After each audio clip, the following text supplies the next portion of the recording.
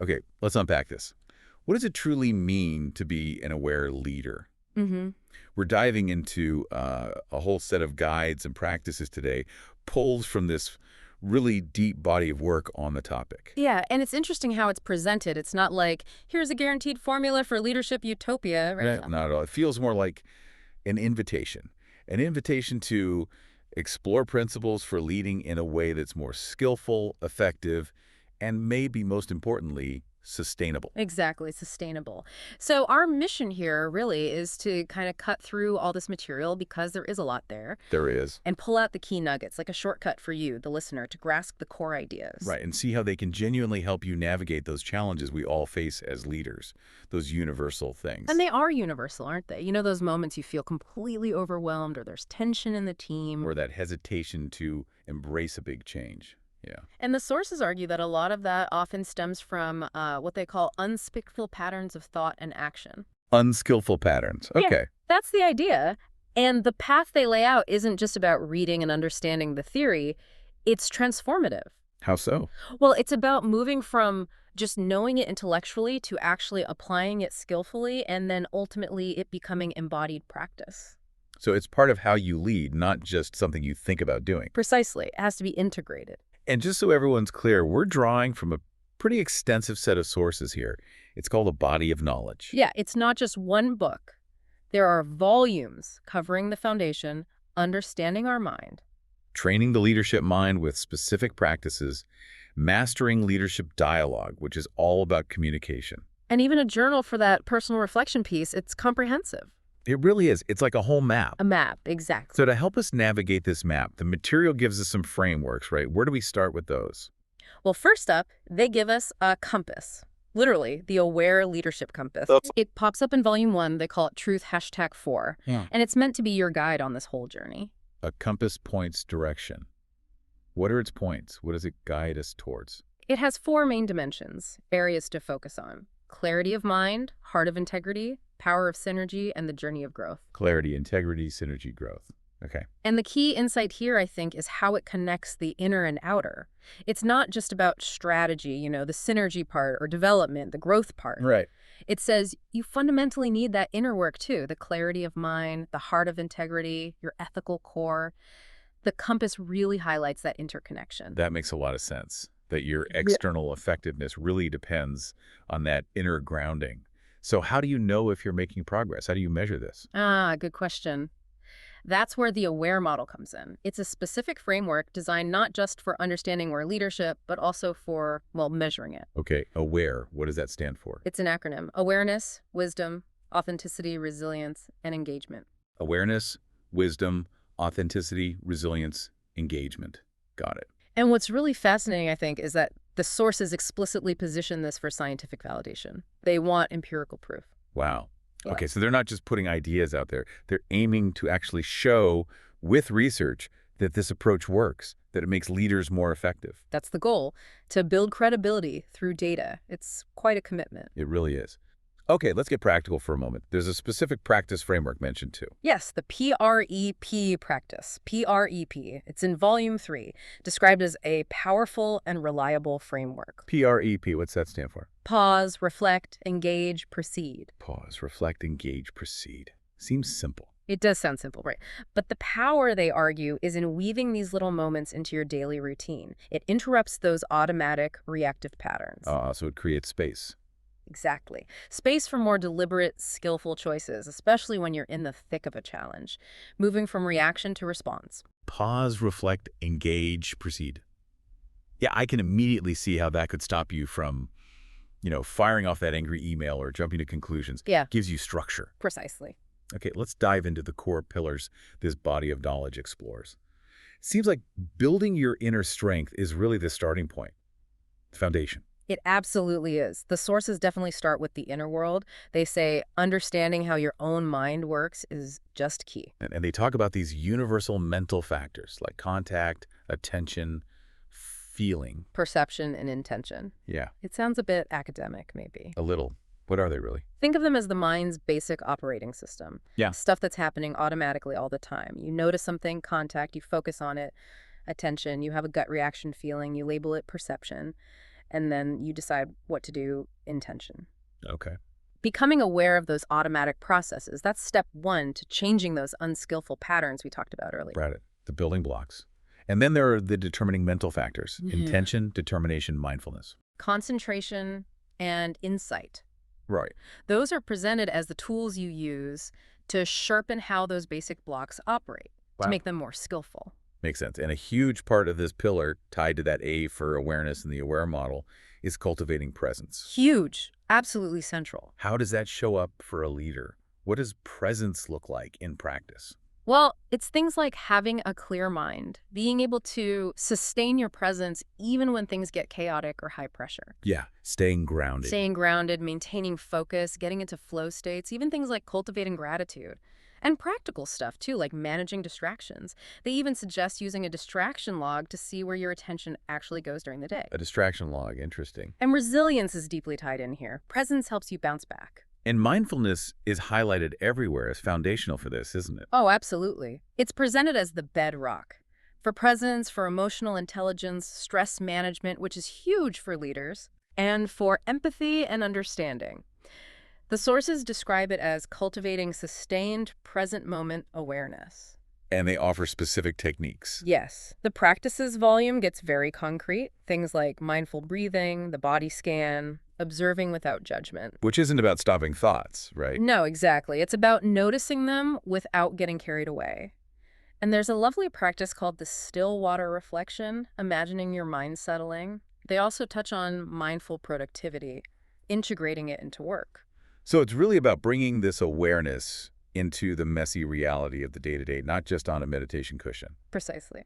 What about self-awareness and reflection? How do they approach that? This involves that deeper introspection, often using tools like journaling, to really get clear on your core values, your hidden biases, your emotional triggers, what sets you off. Yeah. They talk about mindful communication with self. Sounds a bit abstract, maybe. A little. What does it mean?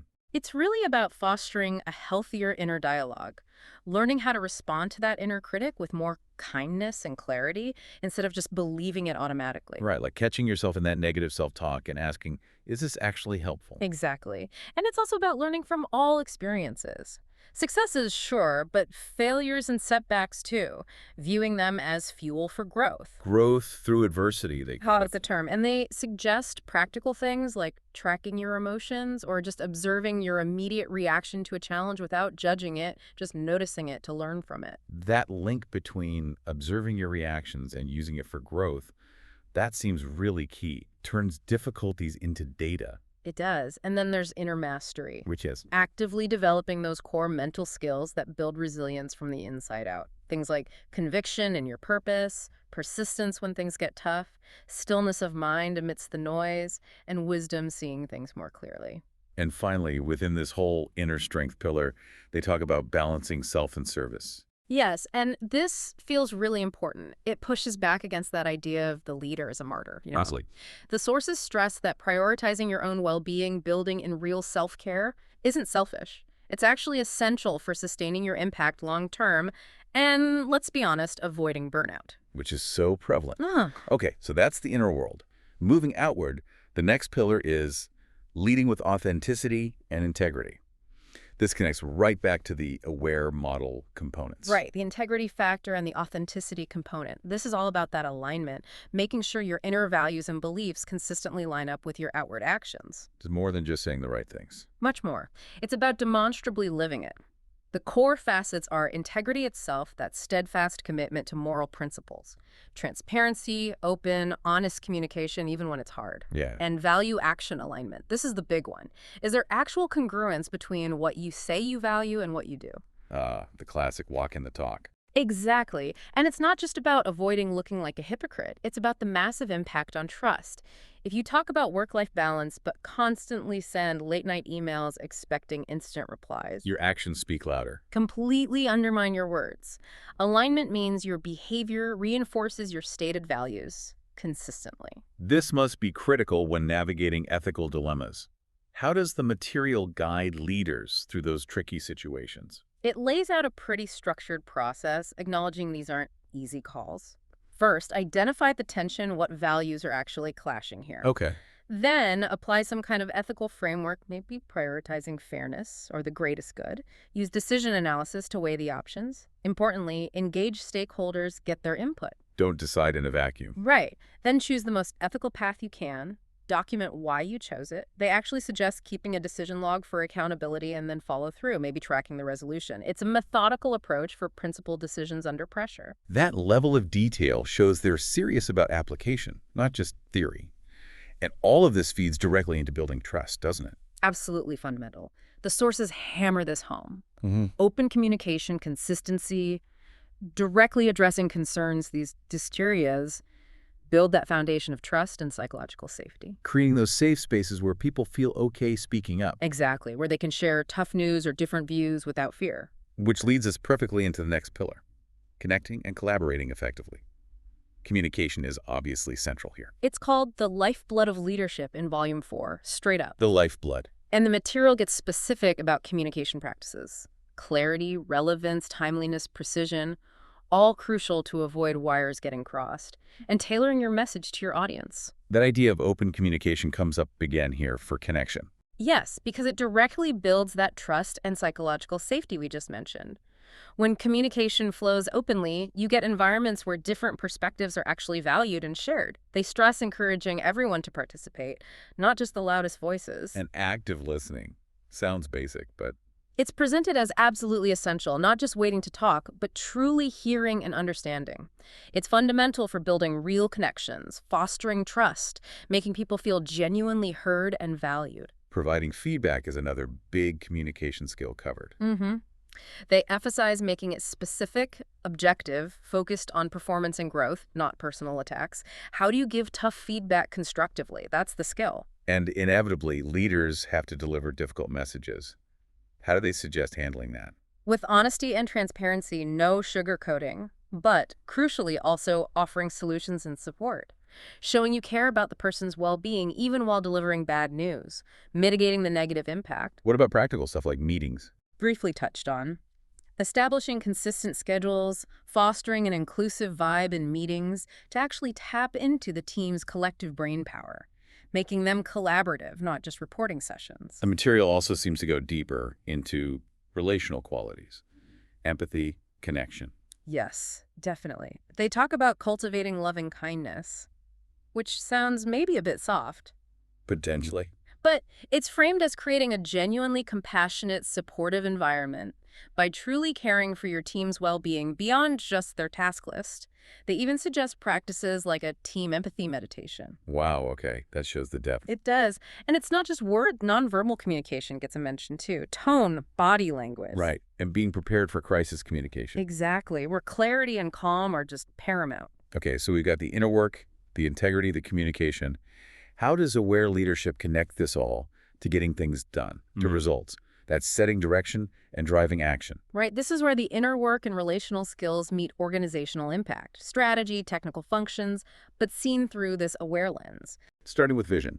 Yes, but it's not just about the leader having a vision. It's about articulating it clearly. With conviction, sure, but the aware piece is ensuring it's genuinely shared and understood by everyone, fostering shared purpose. It's not vision for them, but with them. And translating that shared vision means setting strategic goals. Yep. Identifying goals, translating vision into concrete objectives, KPIs, and again, the aware approach emphasizes doing this collaboratively. Involving the team defines the SMART objectives, builds that ownership. Operational excellence is also in this pillar. Mentioned as developing efficient processes, maybe using lean principles, fostering that culture of continuous improvement.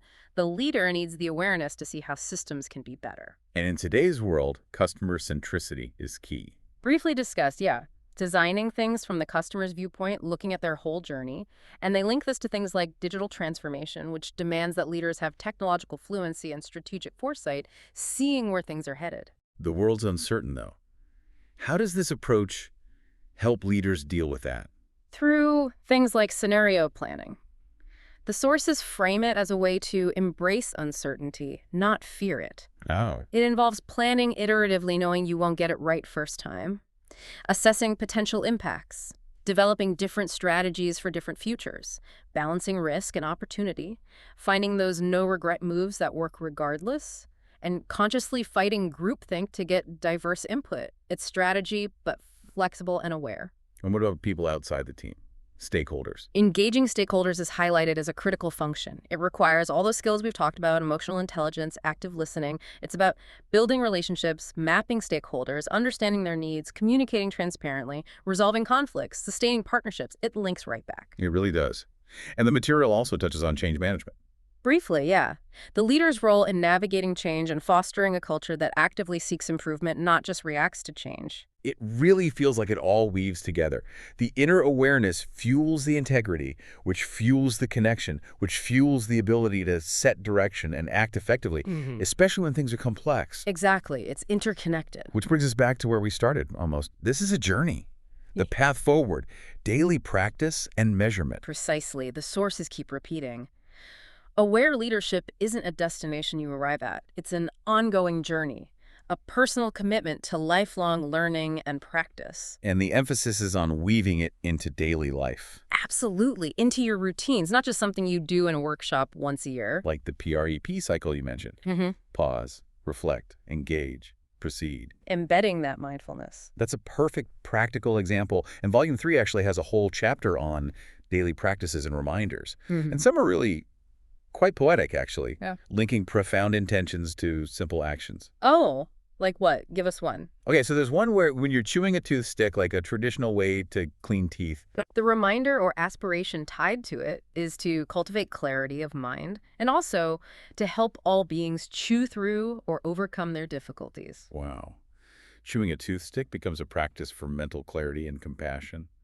That's really something. Isn't it? It just shows how deeply you can integrate this awareness into literally anything, not just formal practice. Right. And circling back to measurement, the AWARE model comes back in here. It does. It's positioned as a tool to support that ongoing development by giving you ways to measure where you are across those 5 components: awareness, wisdom, authenticity, resilience, engagement. What kinds of measurement? Various methods. Right. Self-assessments, how you see yourself.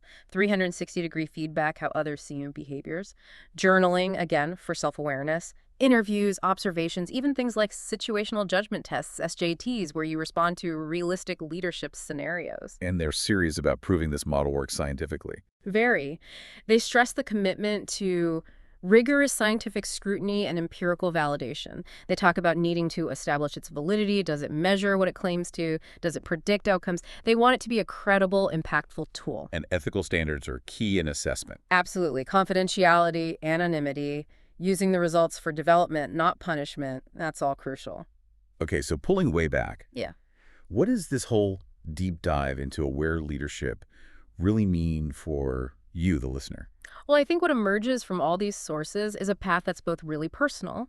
It's about cultivating your own inner world, your awareness, your clarity, your resilience. And at the same time, it's deeply relational. It's about mastering how you connect, communicate, and engage strategically with the people and the world around you. So it sounds like it's about becoming more skillful, more ethical, more impactful, but not by following some rigid recipe book, more by exploring and embodying these principles yourself through practice. That's it, exactly. And the source material kind of leaves us with this thought, doesn't it? That each day presents new opportunities to deepen one's awareness, to act with greater wisdom and integrity, to respond with resilience, and to engage with others more compassionately and effectively every single day. So maybe the question for you listening is this. What single small practice, maybe it's something you weave into your routine starting today, could be pausing before hitting send, taking 3 mindful breaths before a meeting, just noticing your thoughts for a minute? What small thing could unlock one of those opportunities for you?